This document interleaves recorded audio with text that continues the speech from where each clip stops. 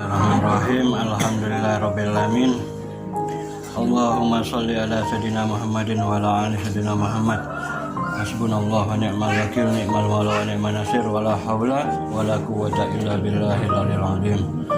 Yang kami hormati ibu-ibu sadayana hadir di majelis ta'lim Nurul Falah ini, mudah-mudahan semua dalam keadaan sehat walafiat, diridhoi, dirahmati oleh Allah Subhanahu wa taala, diberkahi hidupnya, dibalas kebaikannya, diampuni dosa-dosanya, dan mudah-mudahan diberikan ilmu yang bermanfaat oleh Allah Subhanahu wa taala. Amin ya Allah ya rabbal alamin. Dan mudah-mudahan kelak di yaumul kiamah kita diberikan syafaat Nabi besar Nabi Muhammad sallallahu alaihi wasallam. Nah, kita lanjutkan ibu-ibu, pada kali ini kita membahas kitab Aqidatul Awam, melanjutkan yang kemarin. Bismillahirrahmanirrahim. Mengetahui sifat-sifat para malaikat serta nama-namanya.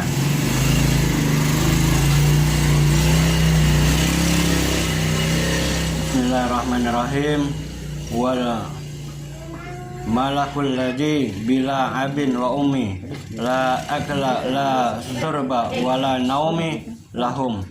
Jadi artinya semua orang mukallaf, ya, orang yang sudah menginjak balik, sudah harus beramal soleh, mengerjakan yang wajib maupun yang sunnah, wajib mengetahui bahwa Allah Ta'ala menciptakan setiap malaikat tanpa perantara seorang bapak dan ibu. Malaikat itu bukan laki-laki dan bukan perempuan, dan bukan pula banci. Mereka tidak makan, tidak minum, serta tidak tidur. Nah, ini ibu-ibu ya, kita harus tahu bahwa malaikat tidak punya bapak dan tidak punya ibu. Jadi tidak dilahirkan. Allah ciptakan dari nur, dari cahayanya Allah Subhanahu wa taala, dari cahayanya Rasulullah sallallahu alaihi wasallam. Dan malaikat itu punya sifat tidak makan, tidak minum, serta tidak tidur.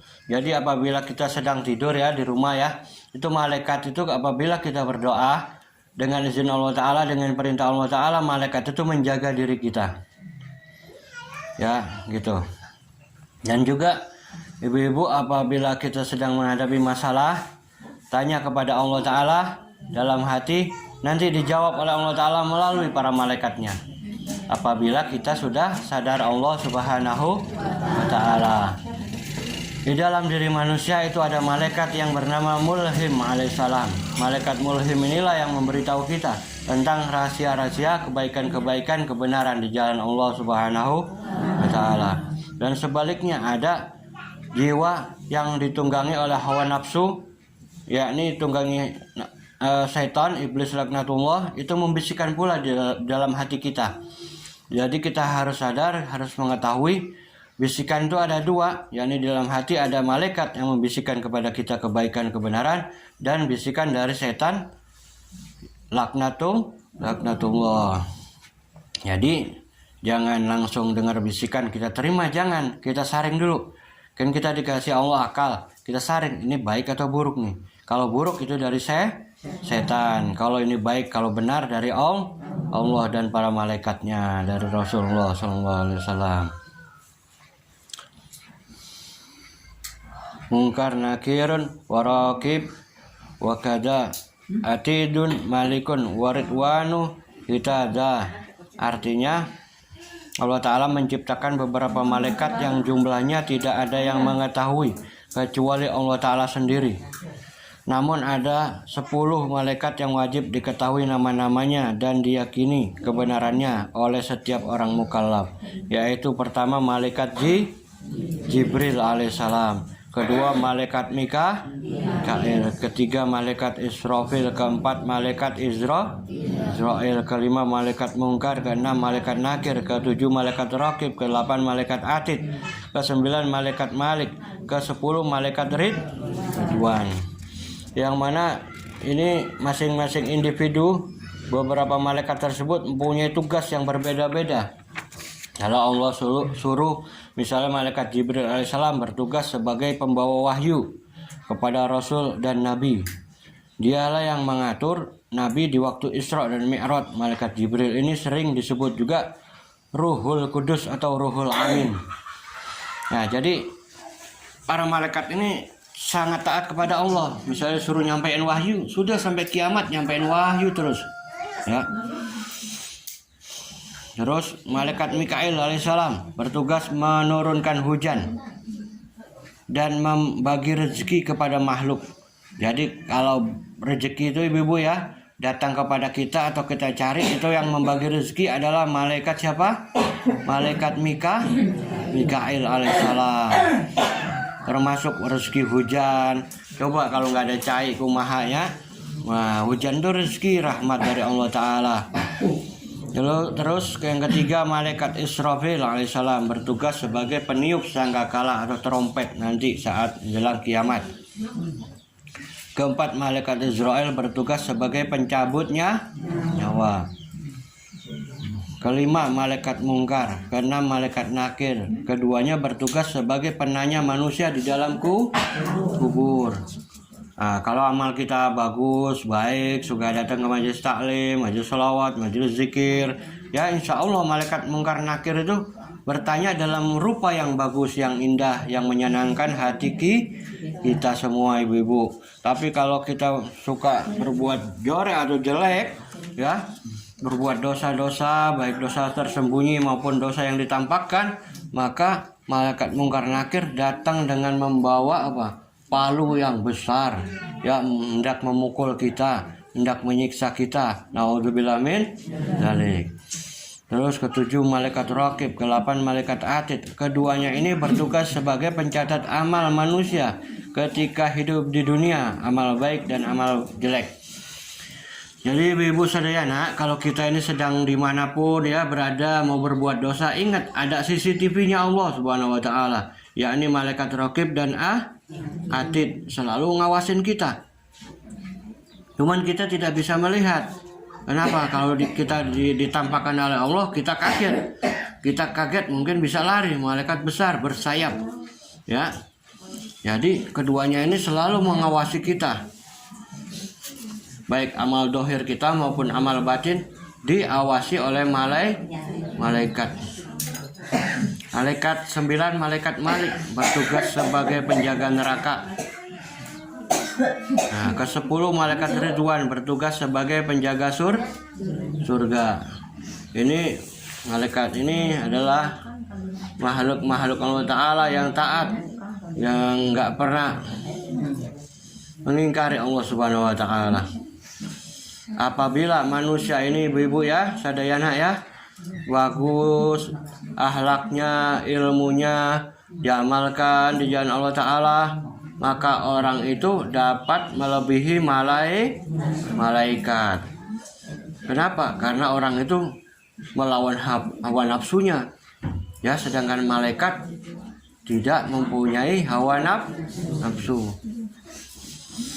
Maka orang tersebut bisa melebihi malaikat apabila dia menjalankan sebagai tugasnya khalifah di muka bumi sesuai dengan ajaran Nabi Muhammad SAW. Ya, lalu lanjutnya kita mengetahui kitab-kitab Allah Ta'ala. Yakni ada 4. Pertama kitab Taurat, kedua kitab Zabur, ketiga kitab Injil, keempat kitab Al-Qur'anul Karim. Bahwasannya kitab Taurat ini diturunkan kepada Nabi Musa alaihissalam. Kitab Zabur diturunkan kepada Nabi Daud alaihissalam. Ketiga kitab Injil diturunkan kepada Nabi Isa alaihissalam. Keempat kitab Al-Qur'anul Karim diturunkan kepada Kanjeng Nabi Muhammad sallallahu alaihi wasallam. Nah, setiap orang mukallaf wajib meyakini bahwa Allah Ta'ala di samping menurunkan 4 kitab juga menurunkan beberapa mushaf, lembaran-lembaran kepada Nabi Musa alaihissalam dan Nabi Ibrahim alaihissalam, sedang jumlahnya tidak wajib diketahui. Nah, terus wa kullu ma ata bihir rasulu wa tahaqququt taslimu wal qabul. Artinya kita sebagai orang mukallaf, orang muslim ya, wajib menerima dan membenarkan terhadap apa yang disabdakan oleh Rasulullah SAW. Terus yang ketiga, meyakini adanya hari akhir. Imanuna biyaumi akhirin wajib wa kulli ma kana bihi minal ajab. Artinya kita wajib meyakini dengan sepenuh hati bahwa kelak akan ada hari akhir atau hari kiamat, di mana pada saat itu kita akan menjumpai beberapa keajaiban, seperti setelah semua manusia dibangkitkan lalu dikumpulkan di padang mahsyar untuk ditimbang amal-amalnya, guna mengetahui baik buruknya amal yang telah dilakukan di dunia dan lain sebagainya. Nah, tambahan dari Habib, ibu-ibu, kalau mau amal kita berat ya, perbagus akhlak kita. Kenapa? Karena akhlak kita ini memberatkan timbangan di yaumil qiyamah. Akhlak, contoh akhlak kepada Allah Ta'ala. Kalau kita misalnya lagi sholat, lagi berdoa, jangan kita ngelamun ke tempat lain, jangan kita ngelamun ke hal-hal lain. Itu akhlak adab kita kepada Allah Subhanahu Wa Ta'ala. Lalu kepada Rasulullah SAW, apabila kita sedang bersolawat, ya, kita jangan misalnya bersolawat mengeraskan suara di dalam kamar mandi, ya, itu akhlak kita kepada Rasul. Bersolawatlah kita di tempat-tempat yang baik, tempat yang bersih, yang ditentukan oleh Allah Subhanahu Wa Ta'ala. Nah, lalu akhlak kepada manusia, ibu-ibu, ini penting, ya. Agar apa? Agar insya Allah hidup kita bahagia, selamat di dunia wal akhirat. Karena manusia ini, ibu-ibu sedaya, tidak dapat mulia dengan hartanya, tidak dapat mulia dengan pangkat jabatannya, dia dapat mulia dengan akhlak yang mulia. Dengan akhlaknya yang mulia, maka orang tersebut dapat mulia, dapat bahagia, selamat, dan ditimbang kelak di yaumil qiyamah berat timbangannya. Karena apa? Karena bukan amal-amalnya, tapi karena akhlaknya yang mulia. Ya, karena amal kita belum tahu kita diterima apa tidak oleh Allah Ta'ala. Nah, agar diterima, kita berakhlak yang mulia.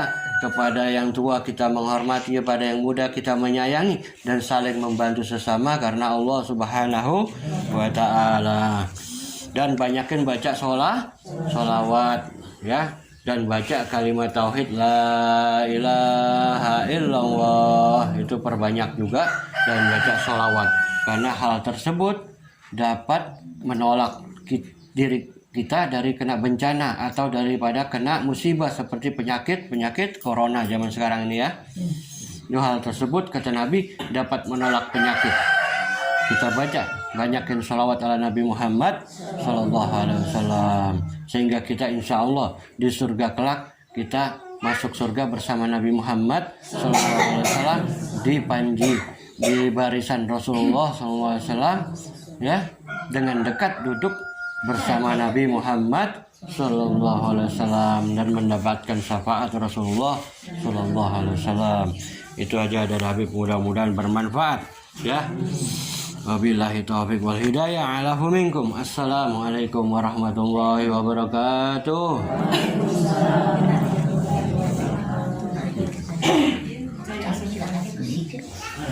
Ya.